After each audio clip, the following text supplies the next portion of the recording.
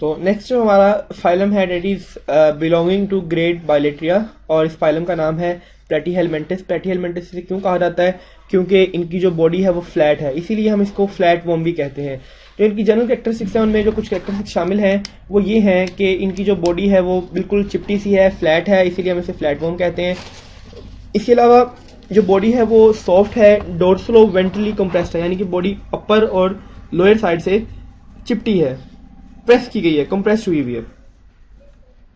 Diploblastic organism है, लेकिन एसीलियोमेट्स हैं, इनके अंदर कोई ट्रू बॉडी कैविटी मौजूद नहीं होती। इसके अलावा मीजोडर्म इनके अंदर प्रेजेंट है, और मीजोडर्म की प्रेजेंट होने की वजह से ही इसके पास आउटर और एक्टोडर्म भी मौजूद है। बायलेटरल सिमेट्री है, जो सिमेट्री है वो बायलेटरल है, बॉडी सेगमेंटेड है, अनसेगमेंटेड है, बॉडी में कोई सेगमेंट मौजूद नहीं है। प्लेटीहेलमिंथस बेसिकली पैरासाइट्स हैं, mostly endoparasite. Endo mean inside और पैरासाइट मीन ऐसा ऑर्गेनिज्म जो अपने होस्ट पे डिपेंड करता है, यानी कि ये अपने होस्ट की बॉडी के अंदर रहने वाले पैरासाइट्स हैं। अक्सर ये इंसानों की भी इंटेस्टाइन में पाए जाते हैं। टेपवर्म हो गया, लीवर फ्लूक हो गया, ये इसकी कुछ एग्जांपल्स हैं। मोस्ट कॉमन एग्जांपल आर्टेनिया सोलियम, जिसको हम आम लफ्जों में टेपवर्म कहते हैं, एंड फेसिकोला हेपेटिका जो कि लीवर फ्लूक कहलाता है, एंड शिस्टोमेटा ब्लड फ्लूक, ये एक ब्लड फ्लूक है। तो ये हमारे पास डिफरेंट ऑर्गेनिज्म है जो कि एंडोपैरासाइट्स हैं। The parasites are common in tropics, tropical area में पाए जाते हैं, और इंसानों के अंदर बीमारियां भी कॉज करते हैं। आपको यहाँ पे नीचे एनिमेशन दिखाई जा रही है जिसके अंदर आपको एक टेपवर्म मूव करता हुआ नजर आता है।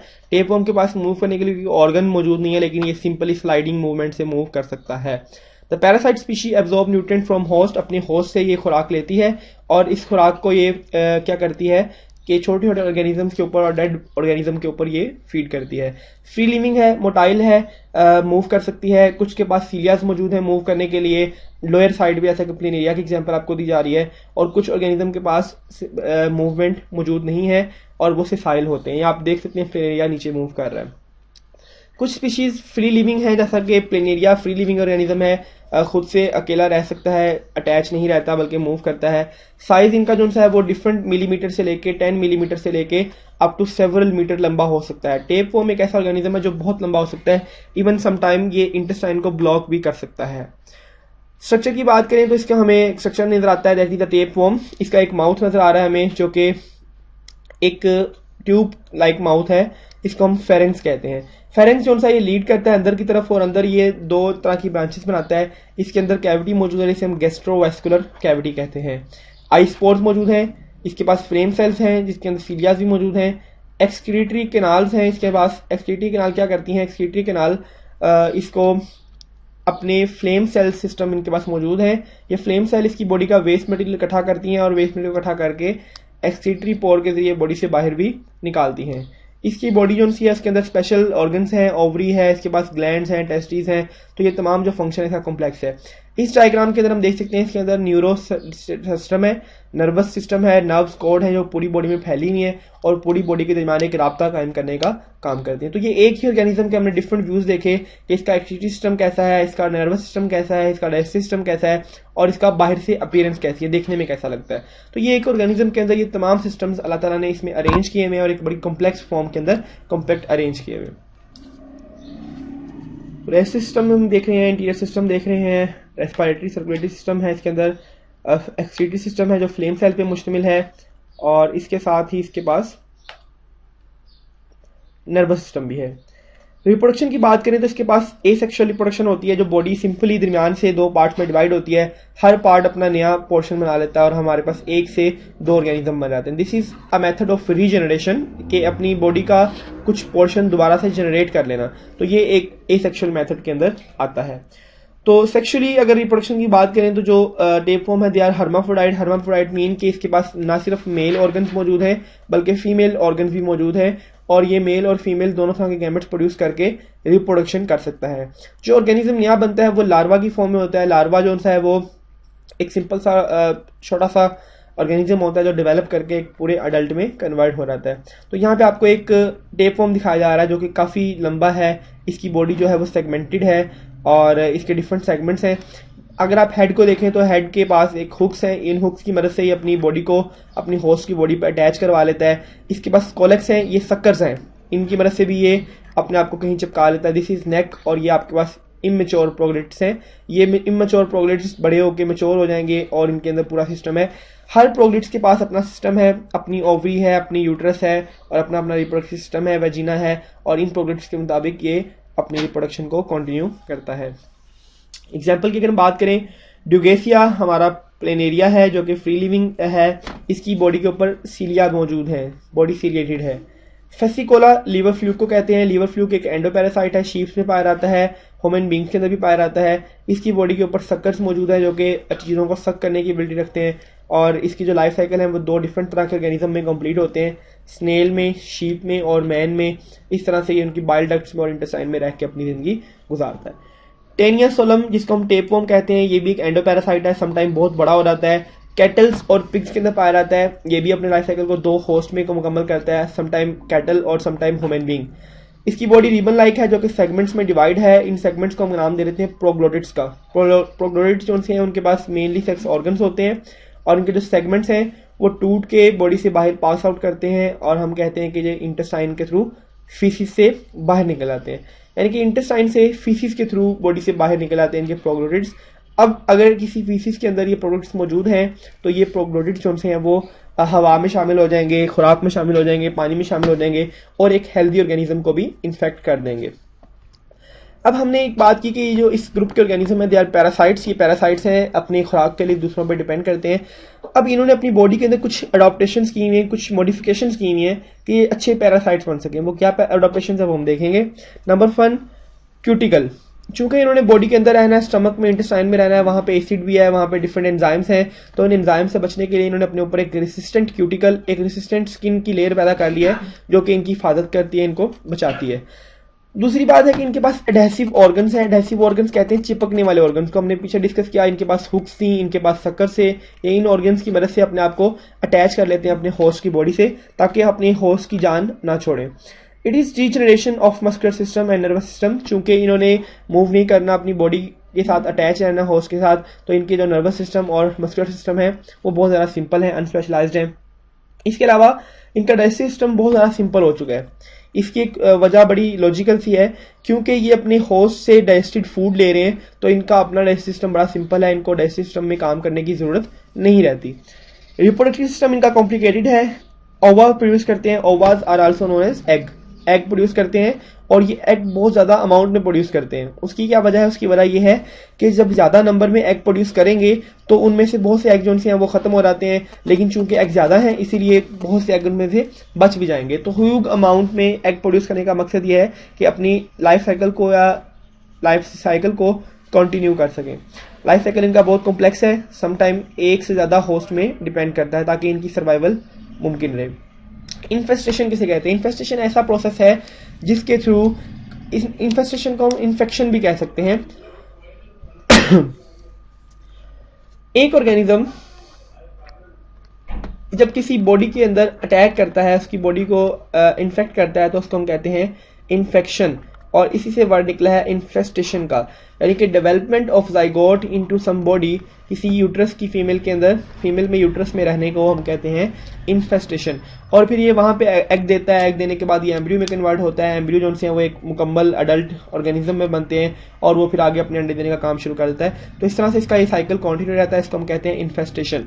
किसी एक ऑर्गेनिज्म के अंदर इसकी एंट्री होना और एंट्री होने के बाद वहां पे अपना साइकिल चलाना, इसको हम कहते हैं इन्फेस्टेशन। यहाँ डायग्राम में आप देख सकते हैं एक टेपवर्म है, ये टेपवर्म किसी ह्यूमन की इंटेस्टाइन में रह रहा है। इंटेस्टाइन में फीसिस के थ्रू ये जो ये एग्स हैं इसके, वो घास तक पहुंच गए, लैंड पे पहुंच गए, उसी घास को, उसी जमीन को एक होस्ट खा रहा है जो कि पिग है, ये इसकी बॉडी में चले गए, फिर इसका मीट खाने से वो दोबारा ह्यूमन बीइंग में चले जाते हैं। तो इस तरह से 2 डिफरेंट होस्ट में रहते हुए अपना लाइफ साइकिल मुकम्मल करता है। यहाँ पे अगेन हम वो देख सकते हैं कि कैसे हमारे पास एक काऊ के गोश्त में था जो कि उसने ग्रास से एग लिया, मीट खाने से इंटेस्टाइन में गया, ह्यूमन इंटेस्टाइन से, ह्यूमन इंटेस्टाइन के अंदर फिर ये बीमारियां कॉज करता है, ठीक है। और इस तरह से फिशेस के अंदर भी पाया जाता है, लार्वा फिशेस का मीट खाने से भी ह्यूमन के अंदर पहुंच जाता है, और इस तरह से इसका लाइफ साइकिल जो है वो कंटिन्यू रहता है।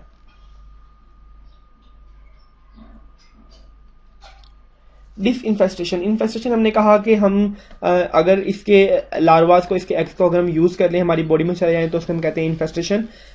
डिसइन्फेस्टेशन इसका उलट है, यानी कि रिमूव करना। बॉडी के अंदर अगर लार्वाज मौजूद हैं तो उसको इम्प्रूव किया जाता है। इसका क्या तरीका है, अगर आप बीफ खा रहे हैं, अगर आप पोर्क मीट खा रहे हैं तो उसको खाने से पहले अच्छी तरह से कुक किया रहे, ताकि इसके अंदर अगर कोई एग वगैरह है या लार्वा वगैरह है तो वो मर जाएं, डिकम्पोज हो जाएं।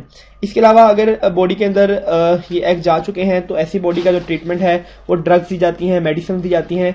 स्वेयर कंडीशन के अंदर जो फिजिशियन है, डॉक्टर है, वो अनीमा भी कर सकता है। अनीमा बेसिकली फिजिकल वॉशिंग को कहते हैं, इंटेस्टाइन को या स्टमक को वॉश कर देना यूजिंग सेवरल टेक्निक्स, इसको हम कहते हैं अनीमा, ताकि पैरासाइट बॉडी से बाहर रिमूव कर दिया रहे। जी, तो यहाँ पे आप देख सकते हैं our next phylum is phylum Nematoda, जिसको हम कहते हैं राउंड वॉर्म्स का नाम भी दिया रहता है। यहाँ पे आप देख सकते हैं कि कैसे एक राउंड वॉर्म मूव कर रहा है, तो ये राउंड वॉर्म की मूव करने का, ये भी बेसिकली पैरासाइट्स हैं। राउंड वॉर्म इन्हें क्यों कहा जाता है, बिकॉज इनकी बॉडी जो सी है वो राउंड है और सिलेंड्रिकल है, लंबी सी है और सिलेंड्रिकल है, तो इसलिए हम इसे राउंड वॉर्म कहते हैं। फाइलम एस्केलिमेंथस का नाम है और फाइलम नेमाटोडा भी कहा जाता है, फाइलम राउंड वॉर्म के नाम से भी जाने जाते हैं। इनके अंदर कैरेक्टरिस्टिक्स कौन सी हैं, बेसिक कैरेक्टरिस्टिक्स कौन सी हैं कि इनके पास पॉइंटेड एंड मौजूद हैं। आप देख सकते हैं इसका जो एंड है वो पॉइंटेड है ताकि इनको मूव करने में आसानी हो। बॉडी के अंदर स्यूडोसोइलम मौजूद है और बॉडी के अंदर होलो स्पेस मौजूद है, जिसको हम कहते हैं ब्लास्टोसोइल या फिर ब्लास्टुला। ट्रिप्लोब्लास्टिक स्यूडोसिलोमेट्स हैं। बॉडी 3 लेयर्स पे मुश्तमिल है और दे आर स्यूडोसिलोमेट्स, यानी कि ट्रू बॉडी कैविटी इनके अंदर मौजूद नहीं है। बायलेटरल सिमेट्री है और बॉडी अनसेगमेंटेड है। बॉडी की सिमेट्री बायलेटरल है, 2 डिफरेंट पार्ट्स में इनको डिवाइड कर दिया रहता है और बॉडी अनसेगमेंटेड है, कोई सेगमेंट मौजूद नहीं है। यहाँ पे अगर हम इसकी बॉडी को देखें तो ये एक हमारे पास लंबा सा राउंड वॉर्म है, इसको काट के इसका हम एक सेक्शन देखते हैं तो सेंटर में हमें नजर आता है कि इसके पास इंटेस्टाइन है, दैट इज गट। ये जो कुछ कैविटी नजर आ रही है दैट इज स्यूडोसिलम, और इसके अंदर मसल्स मौजूद हैं, यूट्रस मौजूद है जो कि ओवरी है, और इसके साथ साथ यहाँ पे आपको कुछ वेंट्रल कॉर्ड नजर आती हैं जो कि नर्वस सिस्टम का काम करती हैं। ये इनकी बॉडी की वॉल है। तो अगर हम इसकी बॉडी को काट के देखें तो हमें इसका इस तरह का सेक्शन मिलता है और ये इसका एक सेक्शन है जो कि हमें इसकी बॉडी वॉल का दिखाता है। ये एक इसकी हाइपोडर्मिस है, बाहर की दीवार है, जिसके ऊपर एक क्यूटिकल भी नजर आ रही है हमें, और ये एक हाइपोडर्मल कॉर्ड है, ऐसी कॉर्ड है जो कि बॉडी की साइड पे पाई जाती है। बॉडी के अंदर सेल मौजूद है, ये बॉडी के सेल्स हैं, इसके अंदर न्यूक्लियस भी मौजूद है और नर्व कोड मौजूद है। तो ये एक राउंड वॉर्म के अंदर पाए जाने वाले डिफरेंट सिस्टम्स हैं।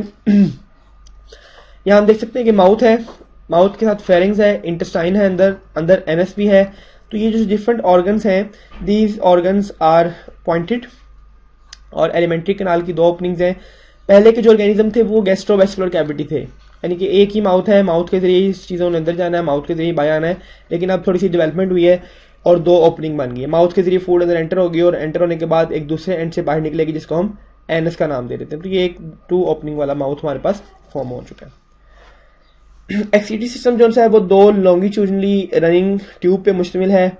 बॉडी का जितना भी वेस्ट मटेरियल है उसको कलेक्ट किया जाता है, एक वेंट्रल सर्फेसेस को फिर बॉडी से बाहर रिमूव किया जाता है एक पोर्स के थ्रू, जिसको हम कहते हैं एक्सक्रीटरी पोर। माउथ है, एक एनस है, ये एक रिप्रोडक्टिव पोर है जहाँ से गैमेट्स की या फिर फर्म्स की ट्रांसफर की जाती है। दिस इज ओवरी, यहाँ पे एग्स बनेंगे।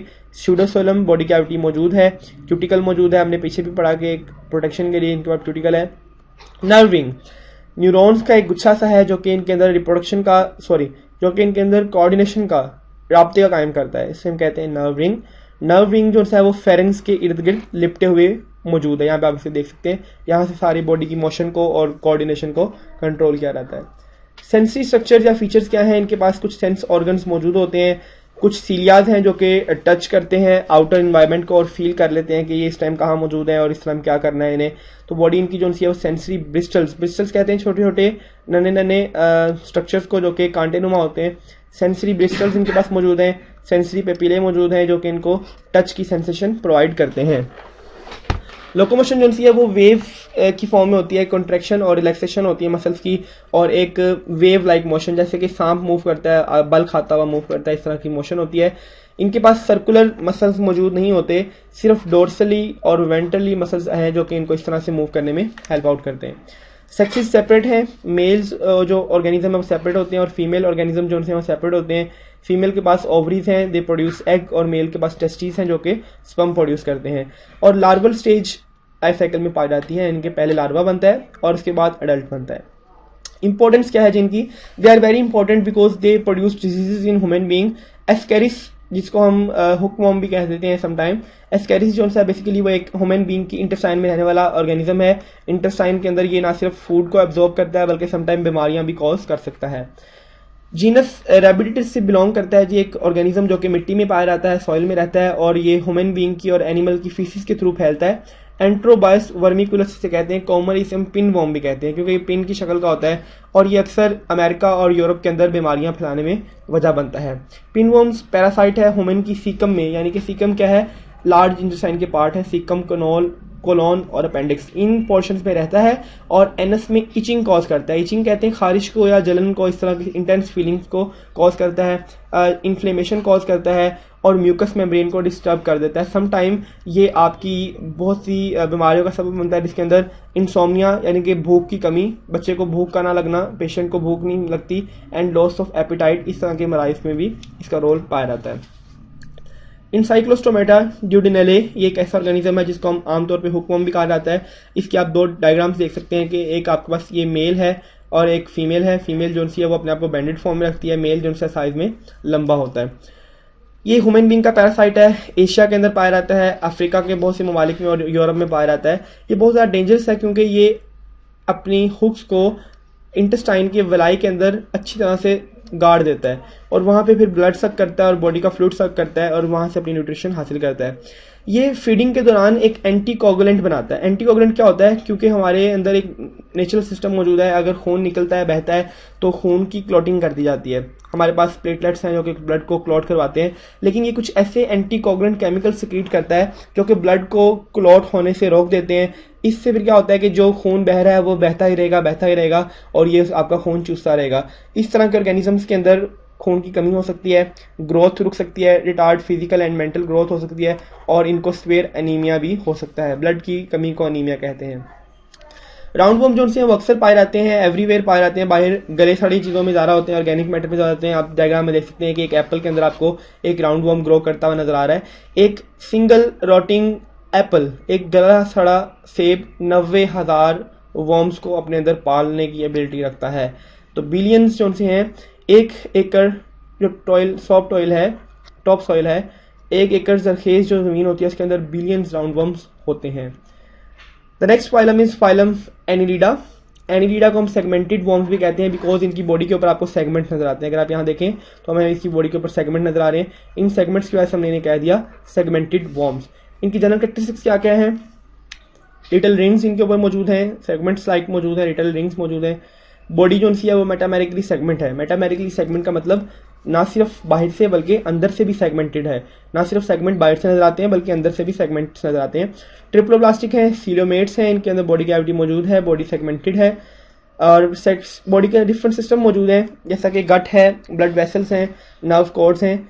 ये कुछ सिस्टम्स ऐसे हैं जो कॉन्टिन्यूस हैं, जो तमाम सेगमेंट्स के अंदर एक ही तरह के पाए जाते हैं, यानी कि ब्लड वेसल्स सारों के अंदर एक जैसी पाई जाएंगी, एक ही ब्लड वेसल सारी बॉडी में फैली हुई है। नर्व कॉर्ड है, कॉन्टिन्यूस है, ये सारी बॉडी में एक ही पाई जाती है। बायलेटरल सिमेट्री ऐसी सिमेट्री है जो कि लंबाई के रुख होती है, हमने इसको पीछे भी डिस्कस किया। ये वर्म्स अपने अंदर कुछ खास कैरेक्टरिस्टिक्स रखते हैं, मैरीन भी होते हैं, सॉइल में रहने वाले भी हैं और कुछ पैरासाइट्स भी हैं। लीच एक पैरासाइट है जो कि अक्सर ह्यूमन बींग्स के ऊपर भी अटैच हो जाती है और ह्यूमन बींग के अटैच होने के बाद ये क्या करती है कि ये उनके ब्लड को सक करती है। तो अर्थवर्म पैरासाइट नहीं है, ये बस सॉइल में रहता है, लेकिन लीच एक पैरासाइट है और एक्टो पैरासाइट है क्योंकि बॉडी के बाहर रहती है। डाइजेस्टिव सिस्टम जो है वो एक एलिमेंट्री कैनाल की शक्ल में, यानी कि 2 ओपनिंग्स बन चुकी हैं, एक माउथ है और एक एनस है। एक तरफ से फूड जाएगी और दूसरी तरफ से बाहर आएगी। इसको कट करके अगर देखा जाए तो आप देख सकते हैं कि ये इसकी इंटेस्टाइन है और इसके बाहर आपको एक ल्यूमेन नजर आती है। इंटेस्टाइन के अंदर कैविटीज मौजूद हैं। फेरेंक्स, माउथ की बाद फेरेंक्स मौजूद है, एसोफेगस मौजूद है, क्रॉप मौजूद है। क्रॉप और जो गिजर्ड हैं ये आर स्टमक लाइक स्ट्रक्चर्स, अभी मुकम्मल स्टमक नहीं है इनके अंदर, लेकिन स्टमक लाइक स्ट्रक्चर यहाँ पे बन चुके हैं। तो हमने कहा कि इनका जो माउथ है वो स्पेशल टाइप का माउथ है, एक लॉब्ड स्ट्रक्चर है जिसे हम कहते हैं प्रोस्टोमियम। अगर आप लीच की डायग्राम देखेंगे तो लीच की डायग्राम आपको नजर आता है कि इनका जो माउथ होता है वो माउथ एक स्पेशल टाइप का होता है। इनके माउथ पे कोई टीथ लाइक स्ट्रक्चर मौजूद नहीं है, जस्ट मसल्स मौजूद है और ये मसल्स जो से हैं ये प्रोस्टोमियम कहलाते हैं। एक लॉब की तरह की स्ट्रक्चर बनती है जिसे हम कहते हैं प्रोस्टोमियम।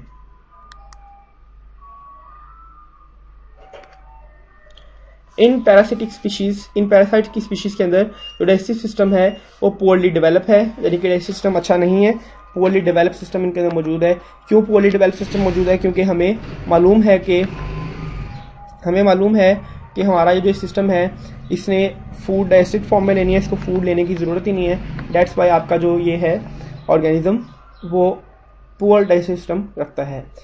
एनिलिड की अगर बात की जाए तो इनके पास ट्रू सोइलम मौजूद है, इनकी जो कैविटी है वो ट्रू है, क्योंकि जो मेसोडर्म है वो स्प्लिट करके 2 डिफरेंट तरह की लेयर्स बनाती है।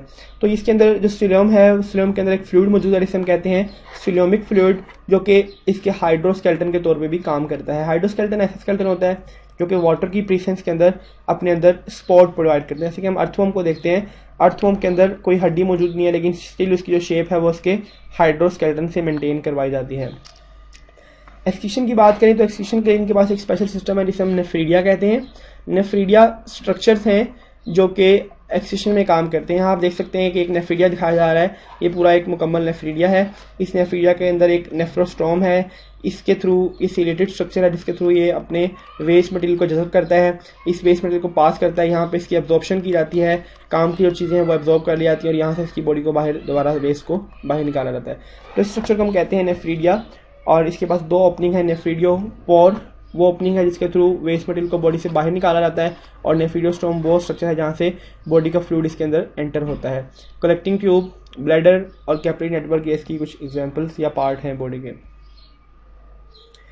एक डेवलप नर्वस सिस्टम इनके अंदर मौजूद है, दे आर गुड। इनके पास एक सिंपल ब्रेन भी बन चुका है, एक solid double longitudinal ventral nerve cord इन्होंने डेवलप कर ली है। नर्व जो सी नर्व कॉर्ड से निकलती हैं और डिफरेंट तरह की कोऑर्डिनेशन करने का काम करती हैं। मूवमेंट की अगर हम बात करें तो इनकी जो मूवमेंट है वो बड़ी इंटरेस्टिंग मैनर में होती है। उससे पहले इनके पास एक अच्छा खासा सर्कुलेटरी सिस्टम मौजूद है। इनके पास जो रेस्पिरेटरी सिस्टम है वो मौजूद नहीं है, गैसेस का एक्सचेंज डिफ्यूजन के थ्रू होता है। लोकोमोशन इनके पास 2 तरह के मसल की वजह से होती है, number 1 circular muscle and number 2 longitudinal muscle. Circular muscles वो हैं जो इनकी बॉडी के इर्द गिर्द लिपटे हुए सर्कुलर फॉर्म में मौजूद हैं। लॉन्गिट्यूडल मसल्स वो मसल्स हैं जो कि इनकी पूरी बॉडी के अंदर लेंथ वाइज फैले हुए होते हैं। अब जरा हम इसे देखते हैं कि इनमें फ़र्क क्या है। फर्स्ट ऑफ ऑल बॉडी के जो सर्कुलर मसल्स हैं वो कॉन्ट्रैक्ट करते हैं और मसल कॉन्ट्रैक्ट करने से इनकी बॉडी लेंथ में लंबी हो जाती है। फिर ये अपने माउथ को आगे बढ़ा के अटैच करवा लेते हैं। फिर इनके सर्कुलर मसल रिलैक्स करते हैं और वेंट्रल मसल कॉन्ट्रैक्ट करते हैं।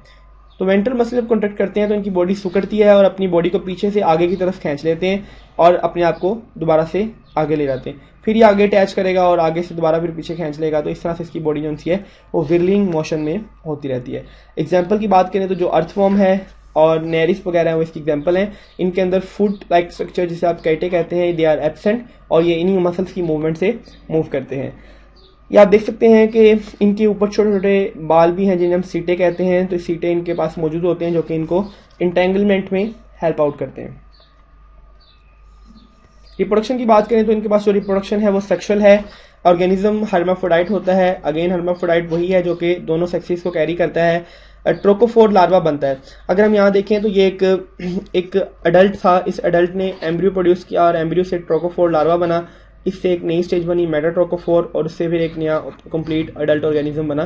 तो ये डेवलपमेंट की कुछ स्टेज हैं कि कैसे एक एम्ब्रियो जो है वो डेवलप करने के बाद वॉर्म्स की डिफरेंट टाइप्स बनाता है। जी, तो बोरोइंग एक्टिविटी ऑफ अर्थवॉर्म को हम अर्थवॉर्म की बड़ी इंपॉर्टेंस है। क्यों इंपॉर्टेंस है? बिकॉज ये जो अर्थवॉर्म है सॉइल में रहते हैं, सॉइल के अंदर सॉइल को ऊपर नीचे करने का काम करते हैं। इसी मकसद की वजह से ये सॉइल की ड्रेनेज कैपेसिटी को इम्प्रूव करते हैं, सॉइल के अंदर फर्टाइल ऑर्गेनिक मैटर को बढ़ाते हैं। तो इससे ये सॉइल की फर्टिलिटी को बढ़ा देते हैं। हम आमतौर पे देखते हैं हम अपनी फसलों में हल चलाया करते हैं या फसलों के अंदर लॉन के अंदर गोडी किया करते हैं ताकि पौधों की रूट जो हैं वो अच्छी तरह डेवलप करें, उन्हें एयर ऑक्सीजन मिले। तो इसी तरह से जो अर्थवॉर्म बोरोइंग एक्टिविटी करते हैं, ज़मीन को खोद के नीचे जाते हैं फिर ऊपर आते हैं। इसकी एक्टिविटी की वजह से ये नीचे की जरखेज ज़मीन को ऊपर ले आते हैं, मिट्टी को ऊपर निकालते हैं और मिट्टी के अंदर नेचुरल प्लफ करते हैं, कुदरती तौर पे हल चलाते हैं। इस एक्टिविटी की वजह से हम इसे कहते हैं फार्मर फ्रेंड, कि ये फार्मर का फ्रेंड है क्योंकि ये उसकी सॉइल की फर्टिलिटी को इम्प्रूव कर रहा है। तो इसे हम फार्मर फ्रेंड का नाम भी देते हैं। तो जो फाइलम एनिलिडिया है उसको हमने 3 क्लासेस में डिवाइड किया हुआ है। Number 1 class is class Polychaeta, class Oligochaeta and class Hirudinea. ये 3 इसकी क्लासेस हैं। क्लास पोलिकाइटा के ऑर्गेनिज्म जो हैं वो अपना एक स्पेसिफिक हेड रखते हैं। इनके पास एक खास सर मौजूद है, इसके ऊपर आइज भी होती हैं और इनके स्ट्रक्चर को हम कहते हैं पार्प्स एंड टेंटिकल्स। इनके पास कुछ खास टेंटिकल्स मौजूद हैं और कुछ खास पार्ट्स मौजूद हैं। इनके सेक्सेस सेपरेट हैं, मेल्स अलहदा होगी, फीमेल अलहदा होगी। मूवमेंट के लिए इनके पास कुछ स्ट्रक्चर है जिन्हें हम कहते हैं पैरापोडिया, आप डायग्राम में देख सकते हैं पैरापोडिया मौजूद है। एक्वेटिक हैं, पानी में रहते हैं आमतौर पे। ट्रोकोफोर लार्वा इनके अंदर मौजूद है। नेरिस एंड कैटोट्रोपस इस क्लास की एग्जाम्पल हैं। तो सेकंड क्लास इस क्लास ओलिगोकाइटा, जो हमारी अर्थवॉर्म है वो इसी से बिलोंग करता है। इसका साइंटिफिक नाम है लुम्ब्रिकस टेरिटस। इसकी बॉडी एक्सटर्नली और इंटरनली सेगमेंटेड है। सेक्स जो से हैं वो सेपरेट होते हैं, लार्वा नहीं बनता। और लोकोमोशन के लिए इनके पास छोटी छोटी टांगे मौजूद है जिन्हें हम कहते हैं सीटा। इधर छोटे छोटे स्ट्रक्चर लगे होते हैं जिन्हें हम कहते हैं सीटे। और फेरिटीमा, पोस्टुमा जो अर्थवॉर्म वगैरह हैं इनके पास स्पेशल ऑर्गन्स हैं। दे मे बी टेरेस्टाइल और एक्वेटिक, ये पानी में रहने वाले भी हो सकते हैं और खुश्की में रहने वाले भी हो सकते हैं। क्लास हिरुडिनिया, हिरुडिनिया क्लास के अंदर जो लीच है वो यहाँ से बिलोंग करती है। इसकी जो बॉडी है उसके ऊपर सेगमेंट्स हैं, रिंग्स मौजूद हैं, इसलिए हम इसे एनुलाई भी कहते हैं। और लीच जो सी है वो हमारी इसी क्लास से बिलोंग करती है। यहाँ आप देख सकते हैं ये कैसे एक लीच मौजूद है और वो अपने आप को मूव करवा रही है एक हैंड के ऊपर, और ये इस तरह से लीच मूव करती है। इनके पास लोकोमोशन की ऑर्गन नहीं है, यही वजह है कि ये अपने पैरासाइट के ऊपर अटैच रहते हैं और अपने सक्कर्स की मदद से, अपने कॉन्ट्रैक्टर की मदद से अपने आप को अटैच कर लेते हैं। Mostly they are hermaphrodite, trochophore larva इनके पास बनता है। दे आर एक्वेटिक, पानी में रहते हैं। इनके पास कोई खास सर नहीं है, बस ये प्रोस्टोमियम होता है जो हमने डिस्कस किया पीछे। They have also anticoagulant secretion, ये भी कुछ ब्लड को जमने से रोकने वाली सिक्रीशंस करते हैं। और ये वाउंड्स के ऊपर अगर ये कहीं जख्म कर दे तो उस जख्म से मुसलसल खून बहता रहता है, क्योंकि ये वहाँ पे कुछ एंटीकोगुलेंट सिक्रीट करते हैं। तो जो हिरोडीनिया है, हिरोडीना मेडिसिनलिस, इसको मेडिकल लीच भी कहा जाता है, मेडिसिनल लीच भी कहा जाता है, क्योंकि पुराने ज़मानों में इसका इस्तेमाल किया जाता था मेडिकल पर्पज़ के लिए। अगर कहीं कोई गंदा जख्म है जहाँ पे गंदी पस वगैरह पड़ी है तो वहाँ पे इस लीच को रखा जाता था और ये लीच वहाँ से गंदा खून चूस देती थी, इसलिए इसको मेडिकल लीच कहा जाता है। The next class is class Arthropoda. Artho mean jointed and poda means leg, यानी कि ऐसे ऑर्गेनिज्म जिनकी जो टांगे हैं वो जोड़दार हैं, उन्हें हम कहते हैं फाइलम आर्थ्रोपोडा। सबसे बड़ा और सबसे डाइवर्स फाइलम है आपका ये। इसके अंदर हमारे पास डिफरेंट तरह के ऑर्गेनिज्म मिलते हैं। बॉडी सेगमेंटेड है, हेड, ट्रंक और एब्डोमेन में इसको हमने कहा हुआ है। अपेंडिजेस इनके जॉइंटेड हैं, जोड़दार टांगे हैं इनके अंदर। बॉडी सेगमेंटेड है हेड में और थोरेक्स में और एब्डोमेन में। और इसके अलावा इनका रहते कहाँ पे, ना सिर्फ पानी में रहते हैं बल्कि खुश्की में भी रहते हैं, इवन हवा में उड़ते हुए भी पाए जाते हैं। इनके ऊपर एक खास किस्म का लेयर मौजूद है जिसे हम कहते हैं cutinous cuticle. Coelom is not present at the main body cavity, एक कैविटी जिसे हम सोइलम कहते हैं, सोइलम मौजूद नहीं है। इसके बजाय एक हीमोसोइल कैविटी मौजूद है जो कि सिंपल टाइप की कैविटी है। बॉडी के अंदर ऐसे सिस्टम मौजूद है जो कि एलिमेंट्री कैनाल की शक्ल में पाया जाता है, जिसकी दो ओपनिंग है, एक माउथ और एक एनस। फूड जो सी है इसकी क्या होती है, छोटे छोटे प्लांट्स और छोटे छोटे एनिमल्स, इसके अलावा डेब्रस भी कुछ ऑर्गेनिज्म खाते हैं, गंदा सड़ा गला सड़ा फल शल भी खाते हैं। वेल डेवलप्ड एक्सक्रीटरी सिस्टम, इनके पास एक्सक्रीटरी सिस्टम अच्छा मौजूद है। इसके अंदर छोटे छोटे ट्यूब्स होती हैं जिसे हम कहते हैं Malpighian tubules. Malpighian tubules arthropod में मौजूद हैं। नाइट्रोजनस वेस्ट इसकी बॉडी से निकाला जाता है in the form of solid uric acid, uric acid की फॉर्म में इसकी बॉडी से नाइट्रोजनस वेस्ट को बाहर निकाला जाता है। इंसेक्ट्स के अंदर गट मौजूद है जिसको हम कहते हैं डाइजेशन और रिप्रोडक्शन का काम करती है। आप यहाँ देख सकते हैं कि ये इसका एलिमेंट्री कैनाल है, फूड जाती है, क्रॉप है, गिजर्ड है, हार्ट है, फिर यहाँ पे मेलफिजियन ट्यूब्यूल्स है, इंटेस्टाइन और एनस के जरिए फूड बाहर निकल आती है। रिप्रोडक्टिव ऑर्गन्स पाए जाते हैं, स्टमक है और इस तरह के डिफरेंट इसके पार्ट है। इंटेस्टाइन को 3 पोर्शन में डिवाइड किया गया है, ये फोरगट है, ये मिडगट है और ये हाइंडगट है। नर्वस सिस्टम इसके अंदर बहुत ज़्यादा अच्छा है, डेवलप है, कॉम्प्लेक्स नर्वस सिस्टम है, इन ये सोचने का काम भी करते हैं, सिंपल ब्रेन है हर सेगमेंट के पास। सेंसरी ऑर्गन इनके पास मौजूद हैं जो कि कंपाउंड आइज होती हैं और एंटीना होते हैं। अक्सर हमें इनके ऊपर एंटीना नजर आते हैं, ये एंटीना इनको सेंस करने में हेल्प करते हैं। आइज मौजूद है जो कि चीज़ों को देखने का काम करती हैं। मोस्ट ऑफ द आर्थ्रोपोड्स जो उनसे हैं वो गैसेस एक्सचेंज करते हैं, यानी कि रेस्पिरेशन करते हैं through special structure known as trachea. Main tube जो है वो बाहर खुलती है रेस्पिरेशन के लिए थ्रू ओपनिंग्स जिन्हें हम कहते हैं स्पाइरेकल्स। स्पाइरेकल्स यहाँ पे साइड पे मौजूद ओपनिंग्स होती हैं जिसे हम कहते हैं काइटन की बनी हुई ओपनिंग है, इन्हें हम कहते हैं स्पाइरेकल्स। सर्कुलेटरी सिस्टम जो सा है आर्थ्रोपोड के अंदर यूनिक है क्योंकि इसका जो सर्कुलेटरी सिस्टम है इसके अंदर एक कलरलेस फ्लूइड है जो कि बगैर हीमोग्लोबिन के है। इनका जो ब्लड है वो आमतौर पर वाइट होता है, कलरलेस होता है क्योंकि इनके अंदर हीमोग्लोबिन मौजूद नहीं है। स्केलेटन एक्सटर्नल होता है, इसे हम कहते हैं एक्सोस्केलेटन। यहाँ आप देख सकते हैं डिफरेंट टाइप के आपको आर्थ्रोपोड्स दिखाए जा रहे हैं। इसमें मक्खियाँ भी शामिल हैं, इसमें मच्छर भी शामिल हैं, इसमें स्पाइडर्स भी शामिल हैं, बीटल्स भी शामिल हैं। यानी कि आर्थ्रोपोड जो हैं वो डिफरेंट तरह के हैं। आर्थ्रोपोड जो हैं वो डिफरेंट मोशन शो करते हैं, बहुत फास्ट मूव भी करते हैं, ये तैर भी सकते हैं, क्रॉलिंग भी करते हैं, उड़ते भी हैं। डिपेंड करता है कि किस हैबिटेट में ये रहते हैं। इनके जो अपेंडिजेस हैं वो पेयर्स हैं, यानी कि जोड़ों की शक्ल में पाए जाते हैं। अक्सर ऑर्गेनिज्म का आप देखते हैं इनके पास 3 पेयर्स लेग के मौजूद है, यानी कि 6 टांगे हैं जो कि 3-3 के जोड़ों की शक्ल में हैं। कुछ ऑर्गेनिज्म जो हैं वो 4 पेयर भी रखते हैं। ऑर्गेनिजम्स के पास विंग्स भी मौजूद हैं, अक्सर 2 पेयर विंग के पाए जाते हैं। ऐसे बटरफ्लाई में देखें आप, हनी बी में देखें, मॉस्किटो में देखें तो आपको विंग्स के पेयर नजर आते हैं। रिप्रोडक्शन ऑफ लाइफ हिस्ट्री कैसे होती है? सेक्सेस इसमें सेपरेट है, टेस्टिस होते हैं, ओवरीज होते हैं, गैमेट्स प्रोड्यूस करते हैं, फर्टिलाइजेशन होती है और आगे डेवलप होता है। मेटामॉर्फोसिस, वेरी इंपॉर्टेंट क्वेश्चन, ये आपसे पूछा जा सकता है एमकेट के हवाले से। मेटामॉर्फोसिस एक ऐसा प्रोसेस है, meta mean change and morphosis mean change. Meta mean change and morph mean shape या फॉर्म। अपनी फॉर्म के अंदर चेंज करने का अमल, अपनी फॉर्म के अंदर डिफरेंट प्रोसीजर्स को दोहराने का अमल जो है वो मेटामॉर्फोसिस कहलाता है। सिस मीन प्रोसेस, ऐसा प्रोसेस जिसके अंदर जो ऑर्गेनिज्म है अपनी डेवलपमेंट करता है, अपने आप को चेंज करता है शेप को, इसे हम कहते हैं मेटामॉर्फोसिस। जो पहले ऑर्गेनिज्म होता है वो एक एग की फॉर्म में होता है। एग से लार्वा बनता है, लार्वे से प्यूपा, प्यूपे से अडल्ट और अडल्ट से मुकम्मल ऑर्गेनिज्म बनता है। तो इस तरह से इसकी लाइफ के अंदर डिफरेंट स्टेजेस आती हैं, इसे हम कहते हैं मेटामॉर्फोसिस। तो मोशनलेस प्यूपा इसमें बन जाता है, इसे हम कहते हैं मेटामॉर्फोसिस। प्रिमिटिव इंसेक्ट्स कहते हैं जो पुराने इंसेक्ट्स थे वो इनकम्प्लीट मेटामॉर्फोसिस शो करते थे। एग बनता था, एग से निम्फ, निम्फ से डायरेक्ट लार्वा, तो ये एक इनकम्प्लीट मेटामॉर्फोसिस है। लेकिन जो कंप्लीट है वो क्या है? एग से लार्वा बनता है, लार्वा से प्यूपा बनता है और प्यूपा से देन एक अडल्ट ऑर्गेनिज्म बन जाता है। इंसेक्ट्स की डेवलपमेंट मेटामॉर्फोसिस होती है, हमने देखा। तो ये हमें वही पता चला कि एग से लार्वा बना, लार्वे से प्यूपा एंड प्यूपे से अडल्ट, और अगर इनकम्प्लीट है तो फिर एग से डायरेक्ट निम्फ बनेगा और निम्फ से अडल्ट बन जाएगा। तो दोनों तरह के हमारे पास जो ऑर्गेनिज्म हैं वो पाए जाते हैं। फाइलम आर्थ्रोपोडा के आगे हमने 4 क्लासेस किए हुए हैं, class Crustacea, class Insecta, class Arachnida and class Myriapoda. Class Crustacea क्या है? ये एक्वेटिक ऑर्गेनिज्म है जो पानी में रहते हैं। इनकी जो डोर्सल साइड है वो सेफेलोथोरैक्स कहलाती है, यानी कि एक ऐसा एक्सोस्केलेटन है जो कि सेफेलोथोरैक्स दोनों उनके फ्यूज्ड हैं। एक्सोस्केलेटन है डेपोजिशन ऑफ साल्ट, इनके अंदर एक्सोस्केलेटन के अंदर बहुत से मिनरल्स हैं, साल्ट हैं और काइटिन डेपोजिट हुआ हुआ है ताकि जो स्केलेटन है वो हार्ड हो जाए। इनके अपेंडिजेस मॉडिफाई हैं तेज तेज चलने के लिए, स्विमिंग करने के लिए, और क्या करते हैं अपने अपेंडिजेस से रेस्पिरेशन भी कर सकते हैं और रिप्रोडक्शन भी कर सकते हैं, यानी कि मॉडिफाइड अपेंडिजेस इनके पास मौजूद हैं। Coelom is reduced and is in the form of haemocoel. इनकी जो सोइलम है या बॉडी कैविटी है वो रिड्यूस्ड है, छोटी हो चुकी है और इसके अंदर हीमोसॉइल मौजूद है। Head has 2 pair of antenna appendages, जो सर पे अपेंडिजेस के 2 पेयर मौजूद हैं जो कि एंटीना कहलाते हैं। A pair of mandible, mandible हम कहते हैं जाज को, जाज जबड़े कहलाते हैं। मैंडिबल्स मौजूद हैं जो कि खुराक को क्रश करने के काम आते हैं, और इनके पास 2 पेयर में मैक्सिला भी मौजूद है।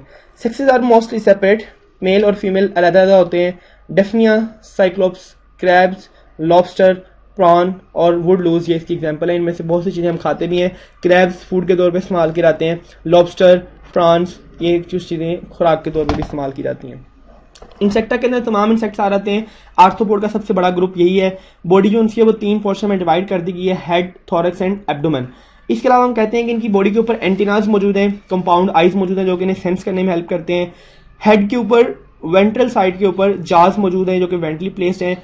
थोरैक्स के अंदर 3 सेगमेंट्स हैं जो कि लेग्स और विंग्स को कैरी करते हैं, वो इसी सेगमेंट में है।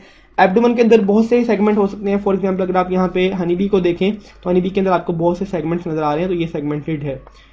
ब्रेन मौजूद है जो कि गैंग्लिया के फ्यूजन से मिला है। Fuse mean to meet up, 2 चीज़ों का मिलकर फ्यूज करके गैंग्लिया बनाना, ये फ्यूजन कहलाता है। तो ये फ्यूज गैंग्लिया के मिलने से आपके पास ब्रेन बनता है।